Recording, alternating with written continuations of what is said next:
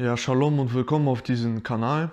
Ich bin Daniel, 20 Jahre alt und ich wollte euch heute erzählen, wie ich zum lebendigen Glauben an Jesus Christus gekommen bin. Alles hat angefangen, dass ich mit meiner Familie von klein auf zur Kirche gegangen sind, mit meiner Mutter, mit meiner kleinen Schwester, mit meinem großen Bruder. Mein Vater, der ist nicht mit uns mitgekommen, weil er war ganzes Leben lang Alkoholiker und wollte auch nichts damit zu tun haben, mit dem Glauben. Als ich ca. 13, 14 Jahre alt war, da hatte ich keine Lust mehr hinzugehen. Ich habe mich mit den Jugendlichen nicht so verstanden. Ich wollte eher mit den anderen, also so mit den Freunden aus meiner Klasse oder die ich halt kannte. Ich wollte mit denen eher was machen. Ich habe mich mit denen besser verstanden. Habe ich angefangen zu rauchen, zu trinken. So hat das halt angefangen. Und ja, als meine Mutter schwer krank wurde, habe ich auch angefangen zu kiffen. Und als sie dann starb, wurde das immer schlimmer mit dem Alkohol und mit dem Kiffen. Ich habe das alles nicht so realisiert, dass meine Mutter gestorben ist. Ich war selber noch sehr jung. Dadurch wollte ich das irgendwie alles verdrängen mit Alkohol, Drogen, ne? Irgendwann habe ich dann auch angefangen, Gras zu verkaufen. Damit habe ich auch mein Konsum irgendwie ja finanziert und ja, das war erstmal mein Leben halt. Als mein Vater dann auch schwer krank wurde, hat er auch zum Glauben gefunden und hat sich bekehrt. Und ich konnte das irgendwie nicht so realisieren, dass mein Vater jetzt zum Glauben gefunden hat. Mir war das auch alles irgendwie egal. Ich wurde auch zur Taufe eingeladen, aber ich bin nicht hingegangen. Ich war ja irgendwie in meiner Welt. Ich war schon sehr doll abhängig von Gras und habe ich auch angefangen wirklich mit anderen Drogen, so wie Ecstasy und Kokain. Das ging halt so weiter, bis irgendwann mein Vater gestorben ist. Dann wurden auch die Drogen schlimmer. Ich war wirklich schon abhängig von dem ganzen Zeug und mir war alles egal.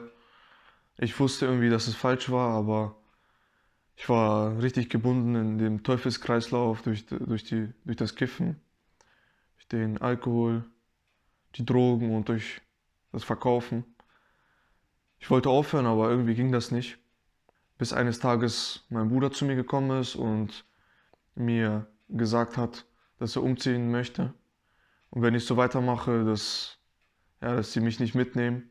Da habe ich auch über mein Leben nachgedacht, dass ich so nicht leben möchte.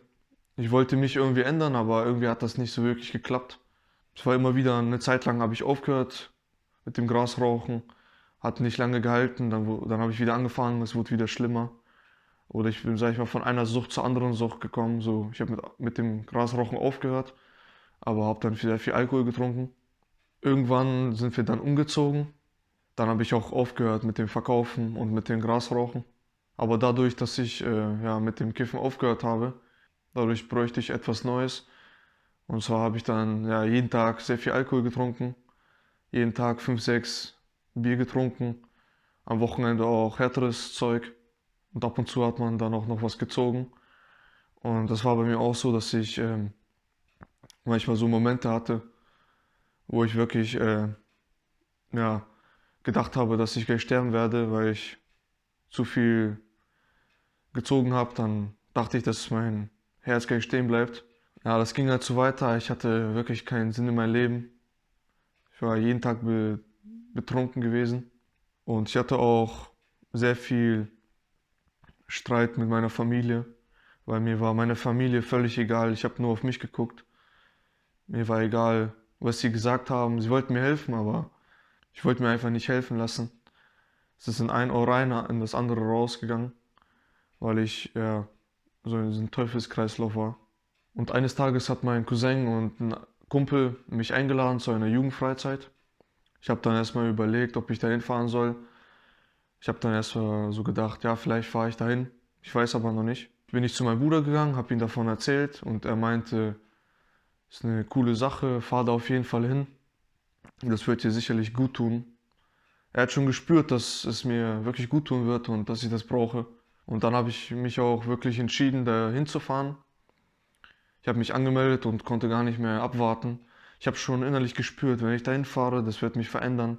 Und als wir dann da waren und alle angefangen haben zu singen, da war das so für mich, als ob jemand ein Schwert genommen hat und wirklich mir ins Herz gestochen hat.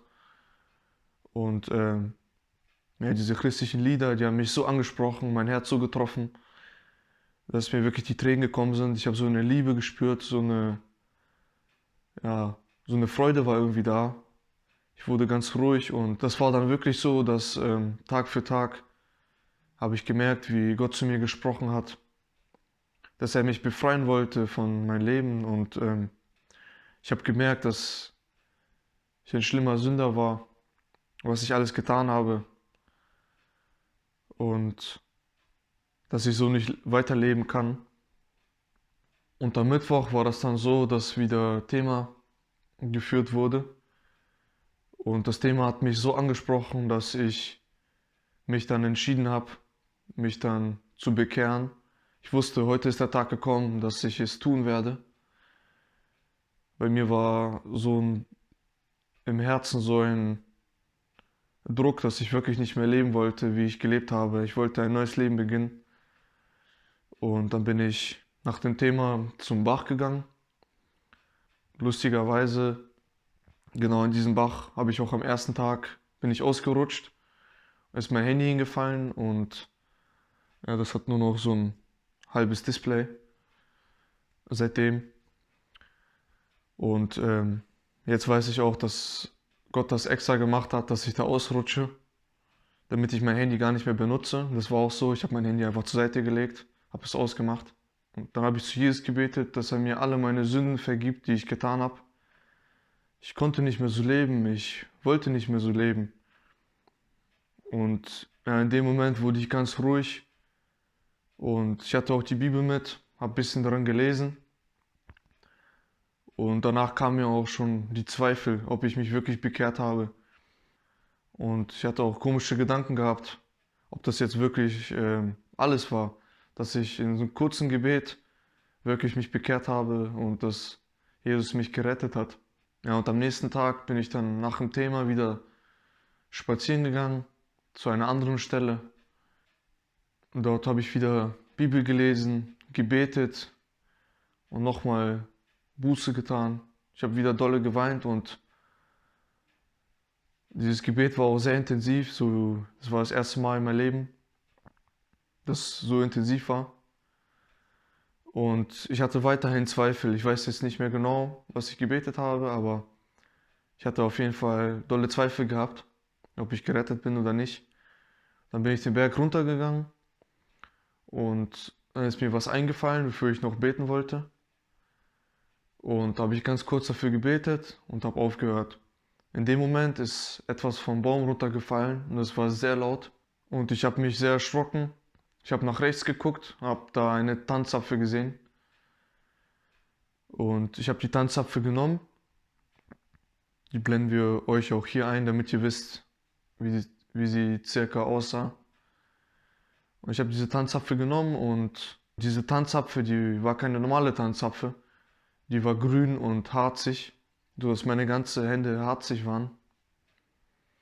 Und ich habe erstmal gar nichts verstanden. Ich bin zu meinem Cousin und einem Kumpel gegangen, habe ihnen das erzählt. Sie haben es dann verstanden und haben mir dann gesagt, dass es die Antwort von Gott war, weil ich Zweifel hatte und nicht wusste, ob ich bekehrt bin. Ja, somit habe ich die Antwort von Gott bekommen, dass ich wiedergeboren bin. Es gibt auch eine Bibelstelle, dort wo geschrieben steht, ist jemand in Christus, so ist er eine neue Schöpfung und das Alte ist vergangen. Sie ist alles neu geworden. Ja, und seitdem hat sich mein ganzes Leben verändert. Jetzt führe ich eine lebendige Beziehung mit Jesus. Den ganzen Schmerz, den ich hatte, dadurch, dass meine Eltern gestorben sind, dadurch, dass ich Drogen genommen habe und Menschen verletzt habe, ich habe nur noch Freude im Herzen, Friede, Liebe, egal was ich für Ängste habe oder Sorgen, die nimmt mir Jesus alle weg. Ich habe eine lebendige Hoffnung, dass meine Seele nach dem Tod weiterlebt. Ja, ich wollte euch einfach mein Zeugnis erzählen und euch ermutigen, dass es einen gibt, der Jesus heißt, der jeden liebt und dass er mit jedem einen eigenen Plan hat. Schaut auch die anderen Zeugnisse an und ich wünsche euch Gottes Segen.